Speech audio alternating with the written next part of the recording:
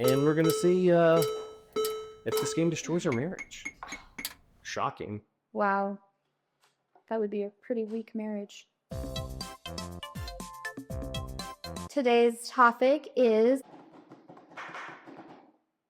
controversial travel opinions. All right, so we have strongly disagree, neutral, agree, and strongly agree. All right, All right, middle seat of the airplane always gets both armrests. You ready? Yeah. Look, the middle seat stinks.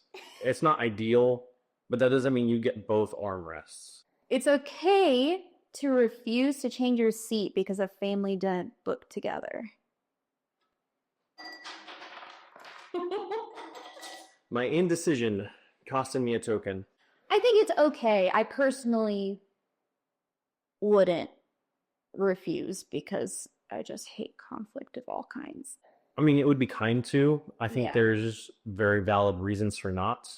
And I think if there's a family that really needs to sit together, or if we wanted to sit together, or anybody wanted to sit together, there is a way to guarantee that. Right. It might cost a little extra money. You should not recline your seat on an airplane.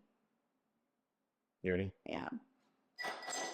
That's ridiculous. This is a really weird one that's been popping up a lot. I will say, there are times you should not have your seat reclined.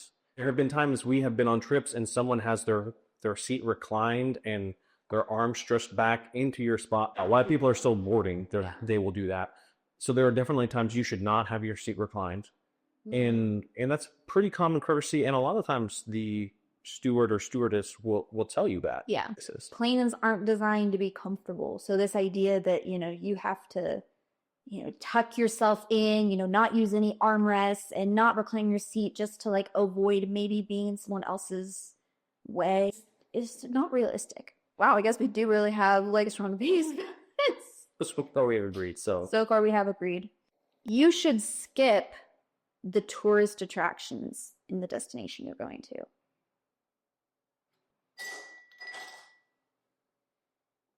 I think that's really silly. There are reasons that certain tourist attractions are as popular as they are.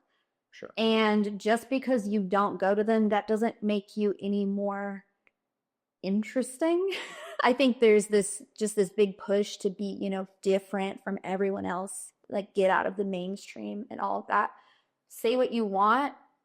The Colosseum is still worth looking at. The Eiffel Tower is still worth going to. The pyramids are still worth seeing.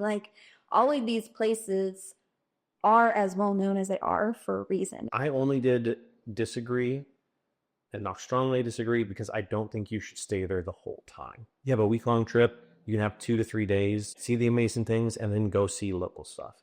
And so I think there's a balance there, but I definitely think there's a reason it's there. You shouldn't get in line to board before boarding is announced. Oh, really? You should be somewhat ready, but say you're boarding in group 8. But guess what? You're not going to board for another half hour. There's 200 people in line in front of you. Yeah. And so if it's an airline that enforces the boarding groups, which they are getting more and more strict about, if you are in a later group like that, you don't have to get up. I know people do talk about being upset about this a lot. And one of the reasons that, we do wait in line before it's really time for us to is because we have our carry-ons with us and that's it. And so it's to ensure that we get overhead bin space. Cruises are a good way to travel on a budget.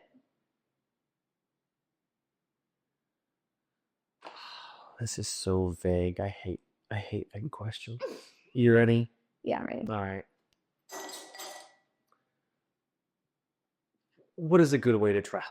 I think this is coming from this idea that if you take a cruise, you're not actually traveling. I understand that if you are on a boat and you get to a port and you stay on the boat or you stay at the port and don't see anything else, it can feel very artificial. I do think that there is a way that you can take it to the next step and, make it outside of the ports and do other stuff. It can be one of the most affordable vacations to take. Yes. Especially if you watch for sales and things like that, if you're flexible whenever you're going, you can have a very affordable trip that way. I think sometimes you can still see local stuff when you do that, but I think it's hard to. And so a good way to travel, not how I would want to travel typically. It might be that there's a lot of people that want a vacation where you sit and do nothing, and that's amazing. Air clean food isn't as bad as everyone says it is. How bad do people say it is? Usually, I think people consider it to be quite terrible. Okay, all right. Ready? Yes. It's not as bad. It's not as bad. It's food that is included with your ticket price usually. There's some budget airlines where you have to purchase food on the way, which I usually don't. I'd rather bring food with me. Yeah. But it's free food. Yeah. I mean, I don't know who's getting on a plane expecting like gourmet meals, but it's not 1960 anymore. So jet lag is mostly just a mindset that you need to get over. Did you come up with this one because of what I say or because of it? It was just on a list. Our jet lag is mostly just a mindset? Yeah. All right. It's just all in your head. Okay. All right. Yeah. Ready? Yeah. That's because you were not in my head, apparently, when we were in Australia and I was about to faceplant into my cup of coffee because I was so tired. It is not only in your head, but if you can convince yourself that it is, it will go away faster. And so as soon as you land, you have to start thinking, jet lag isn't real. It is this time everywhere in the world right now. And if you do that, after about a week, to yourself, your body will believe you. After about a week, even if I'm not trying to, my body eventually gets there. So I don't buy it. If you go to Epcot, you've basically traveled the world.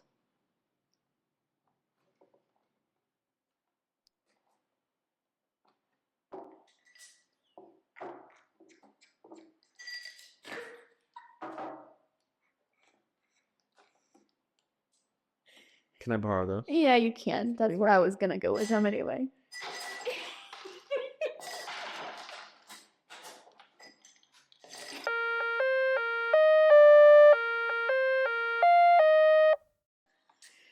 There is a place for Disneyland. That's fine if you like it. I'm so happy for you.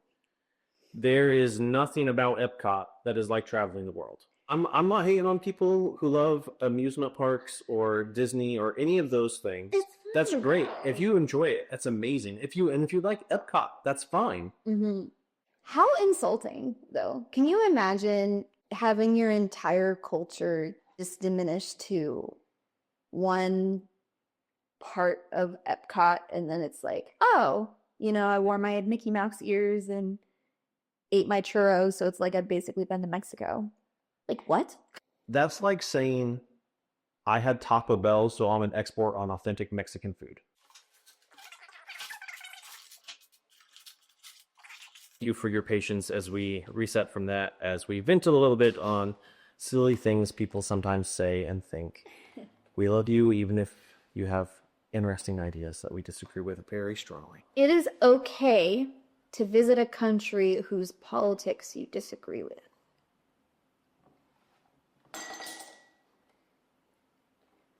What?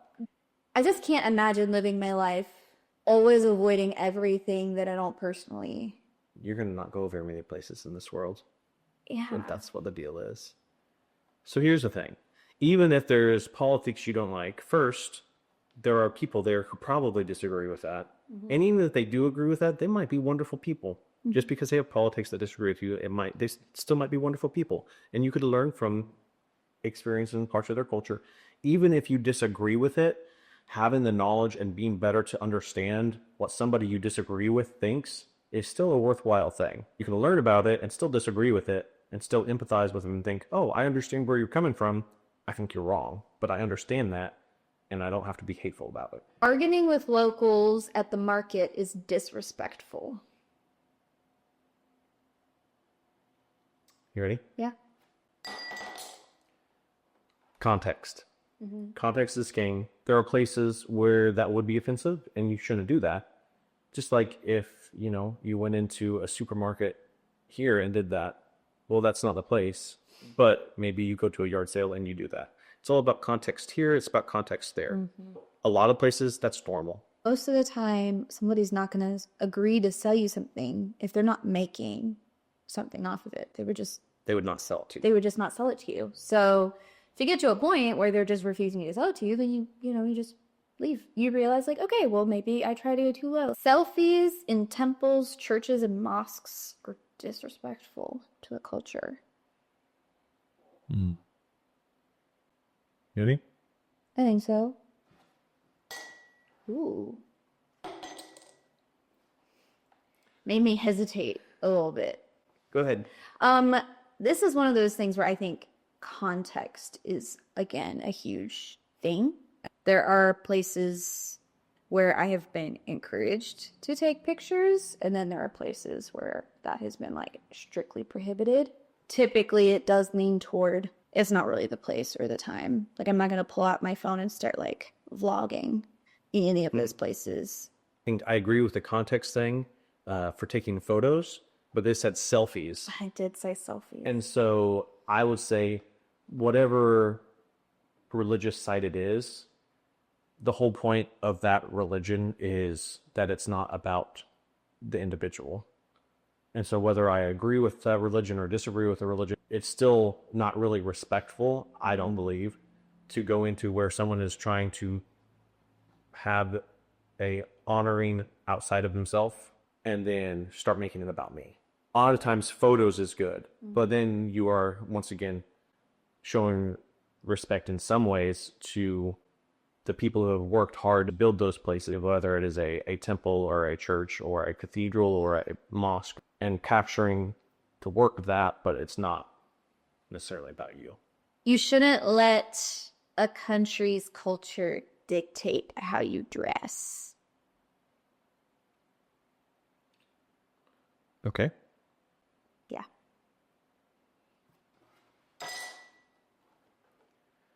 You're a visitor in someone else's homeland, someone else's city. And I think as tourists, the most kind and respectful thing we can do, like right from the get-go, is just like, hey, how do people dress? And, how can I be respectful of that? Another reason to not wear pajamas on airplanes, so you don't show up to some other country in your pajamas.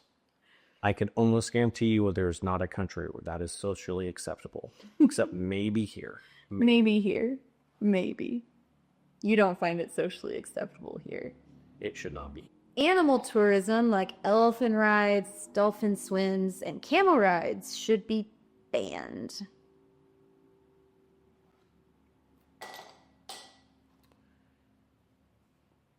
There are some exceptions, which is why I did disagree, not strongly disagree, because there are some animals that are treated very poorly.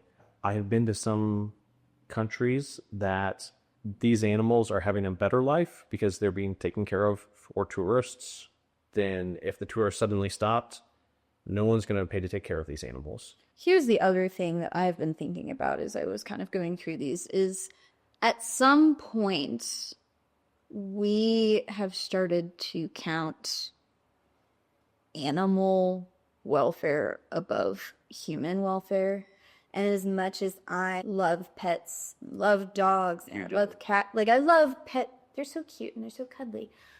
But to tell somebody that it's not worth them making any kind of livelihood because of how it's perceived that an animal is treated is really hard for me to be like, yeah, I know this is really sensitive because I do think we should care for all living things well.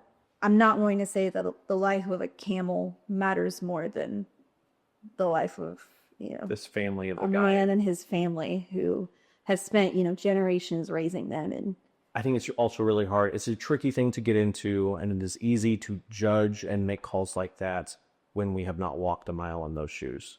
And so I think that is something we should always keep in mind when going to a different culture before I instantly start judging, well, why do you do this? Or why is this? Or this is wrong, or this is wrong. There might be some things that are weird or that are even wrong, But until you have spent time understanding where the people are coming from, it can be a dangerous place to just start throwing those statements out there. Airbnb has ruined the housing markets for people and is unethical to use. Ready? Yeah, I'm ready. I don't think it's unethical. I don't either. I think there are certain places that has hurt local housing markets. I do think it has negatively impacted local housing markets, and you can see that in the way that, you know, different cities especially are imposing different fees and taxes on Airbnb to try and, I think, keep more people from just buying up condos and houses in order to flip them and list them as short-term listings and things like that.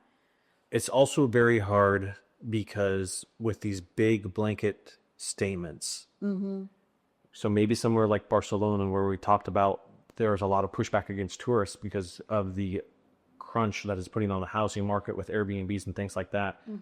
There are some difficulties with that. But there have been places we have stayed, maybe Montenegro, where it was a local couple who had worked hard to set up this apartment, and they were directly benefiting from that, and that really helped them. You can definitely tell that there have been growing pains. I mean, it went from, oh, do you have an extra bedroom in your house? Rent it out to earn some extra money. And then, like you see with everything, you see people and corporations taking advantage of. There are places where it could really help the local economy to do it. Yeah, I wouldn't write it off entirely. Souvenirs are usually just clutter. All right. Yep. Garrity? I think that they can be, if you're not careful. But I like having something tangible that just kind of brings me back. It reminds me of the different places we've been to, things like that. I do think it depends a lot on the type of souvenir you buy. One of the big things for us is we get Christmas ornaments every year. Like at the end of the year, we get to like pull them out and be like, oh, remember that cool trip? Like, so awesome. I go to Machu Picchu last year. Or, oh, this one's from our honeymoon. Like, that was super cool. And it just helps me to have something tangible that connects to memories. No, for sure. I agree, because usually they are. Ours are not, I don't believe. And so if you're not careful, your souvenirs will be clutter. But they don't have to be. And so usually they are. And so that's why you have to be really intentional, maybe even having an idea, at least of a type of thing or a category or something that you can bring back that is like, oh, well, this will be useful. This is what I'm going to do with it. Instagram has ruined traveling. Ready?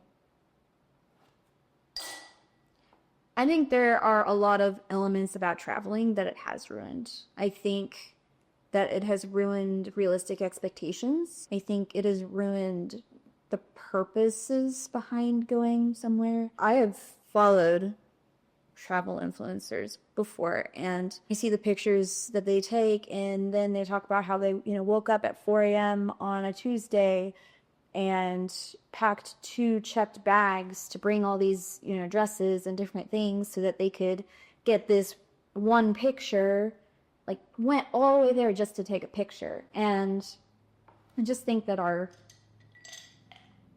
I disagree with the statement now. Oh, no, I thought about it. Okay, cool.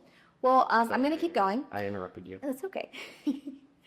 I don't think it has ruined traveling as a concept. Like, it used to be, oh, I'm going to take a trip. I'll grab this like film camera, take a few pictures just to like have, you know, a reminder of the memories or whatever while I'm there. People plan trips to take pictures. I wanted to be dramatic. I think I probably just ruined your train of thought. But definitely. I agree with what you're saying. I have changed my vote to disagree, or to disagree with saying that Instagram has ruined travel. I would say it'd be more accurate to say Instagram has disfigured travel, because travel's not ruined. We still travel and we have a great time. But we also know, well, if I see something on Instagram, it's probably not real. Or even I see ads for all of the new phones that have the, oh, well, I would love this photo if it didn't have all these people in the background. And it's not, but that's a lie. It's not what your experience was. And so then you can set other people's expectations wrong, along with people who are doing silly things to get a good photo and can be really inconsiderate of other people sometimes. Instagram has not killed travel. It has disfigured it. It's okay not to love every destination. Some places just aren't for you. You ready? Mm-hmm. I feel like it's pretty self-explanatory in a way. I do think there is this pressure, especially, oh, if you travel, then really to travel, you have to go to every country and you have to love every experience. I just think that's a different kind of inauthenticity. Some places are hot and some people don't like the heat. Some places are cold and they don't like the cold. Or you don't like food from you've had this type of food and you don't like it. Like there are certain places that aren't going to just agree with what your comfort zone is or what you enjoy. And just because that it doesn't align with your comfort zone doesn't mean you shouldn't go there. It's an opinion thing. It's what you personally find enjoyable. Yeah. Matter of taste. Yeah. Every trip you take should be to somewhere new. You ready? Mm-hmm. There was a time I would have agreed with this, that every trip should be someplace new. And there's not a lot of places we go back to. Yeah. So it kind of makes it more special if you've been to multiple places and you find a couple of spots you do take the effort to go back to. Yeah. Because you just find out what you like and then you can do that.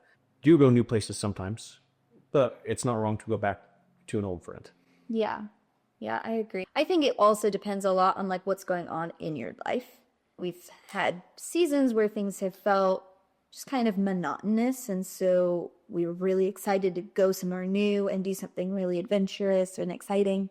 And sometimes we've had times where things have just been really difficult and stressful, and we just thought, it'd be really nice to go back to this place again and just get some rest. So I think we impose a lot of these like really silly rules. So to hear your thoughts on anything we've talked about, just drop a comment below if you've got something to share, or if there's a controversial travel opinion you've heard that you'd like to hear some thoughts about, drop that as well. Or even just topics of new topics to do, agree, disagree, or other formats. So thank you guys for watching. Travel well.